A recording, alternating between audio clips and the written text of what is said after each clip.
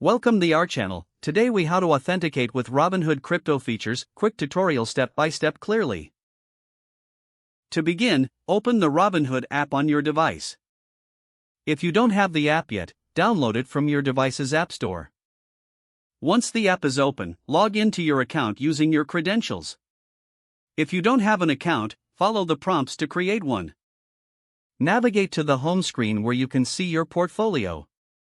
Look for the crypto option in the menu at the bottom of the screen. Tap on crypto to access the cryptocurrency features. You'll see various cryptocurrencies available for trading.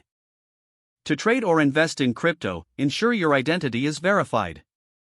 If you need to verify your identity, go to Account Settings. Select Personal Information and then Identity Verification. Follow the on-screen instructions to submit your identification. You might need a government-issued ID and a selfie for verification. Once approved, return to the Crypto section. Begin exploring the cryptocurrencies listed. To make a trade, select the cryptocurrency you want to buy or sell.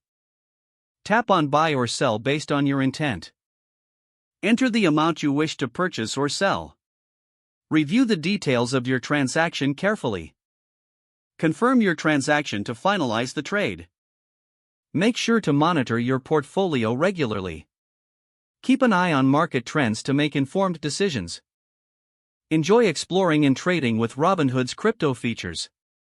If the page does not load, refresh the browser or try again in a private or incognito window. Make sure you are using the correct email address, then retype it carefully to avoid small typos.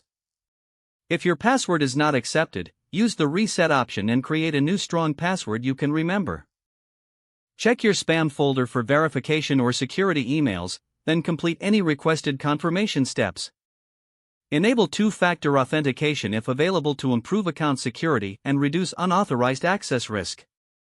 After signing in, review your profile details so your contact information and settings are accurate and current.